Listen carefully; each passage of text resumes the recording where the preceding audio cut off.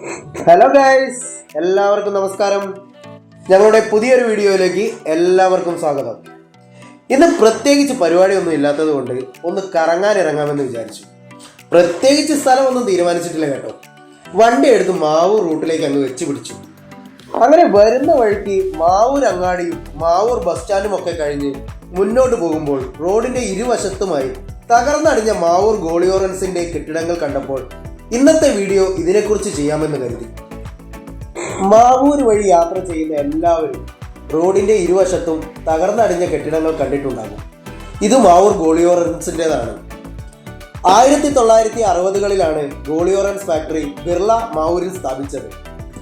സംസ്ഥാന സർക്കാർ നൽകിയ 300 ഏക്കറയിലധികം വ്യാപിച്ചു കിടക്കുന്ന ഇന്ത്യയിലെ തന്നെ ഒരു വലിയ ഫാക്ടറിയായിരുന്നു ഗ്രാസിക് ഫാക്ടറി.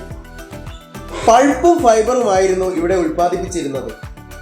ഫാക്ടറി പ്രവർത്തനം ആരംഭിച്ചതോടെ മാവൂരും വികസിക്കുകയായിരുന്നു. സ്കൂളും ആശുപത്രിയും പോലീസ് സ്റ്റേഷനും സ്ഥാപിച്ചതോടെ പ്രദേശത്തിന്റെ മുഖച്ഛായ തന്നെ വളരെ പെട്ടെന്ന് മാറി. 3000-ഓളം തൊഴിലാളികൾ ഇവിടെ ജോലി ചെയ്തിരുന്നു. പരിസ്ഥിതി മലിനീകരണത്തിന്റെ പേരിലും തൊഴിലാളി സമരത്തെ തുടർന്നും 2001-ൽ ഫാക്ടറി പ്രവർത്തനം അവസാനിപ്പിച്ചു. മാവൂർ ഗോളിയോറൻസ് പ്രതാപത്തോടെ നിന്നിരുന്ന കാലത്ത് മാവൂരിന് മാത്രമല്ല പരിസര പ്രദേശങ്ങളിലെയും അങ്ങാടികളിൽ ഇതുമായി ബന്ധപ്പെട്ട് സാമ്പത്തിക പുരോഗതി ഉണ്ടായിരുന്നു. ഞങ്ങളുടെ ചെറുപ്പകാലത്ത് ഫാക്ടറിയിലേക്ക് വരുന്ന മുളകളും അതുപോലെ തന്നെ കൽക്കരിയുമെല്ലാം കയറ്റിയ വലിയ ലോറികൾ പോകുന്നത് കാണാൻ കൗതുകമായിരുന്നു. വിവിധ സ്ഥലങ്ങളിൽ നിന്നും വന്ന തൊഴിലാളികൾ കുടുംബമായിരുന്നു ഇവിടെ താമസിച്ചിരുന്നത്. ഫാക്ടറി അടച്ചു പൂട്ടിയതോടെ അവരെല്ലാം ഏറെ പ്രയാസത്തോടെയാണ് ഇവിടുന്ന് പോയത്. അവരെല്ലാം ഇന്നും ഗോളിയോറൻസിനെ ഓർക്കുന്നുണ്ടാകും.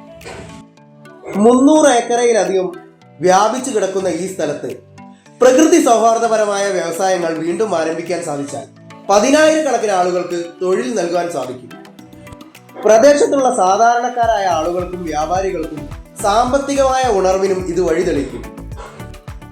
ഇവിടെ പുതിയൊരു വ്യവസായം ആരംഭിച്ച് മാവൂരിന്റെ പഴയ പ്രതാപം വീണ്ടും കാണാൻ ആഗ്രഹിച്ചുകൊണ്ട് മാവൂരിന്റെ മാറ്റ് കൂട്ടുന്ന തരത്തിൽ തലയുയർത്തി നിൽക്കുന്ന ഇളമരം പാലത്തിലൂടെ ഞങ്ങളുടെ യാത്ര തുടർന്നു.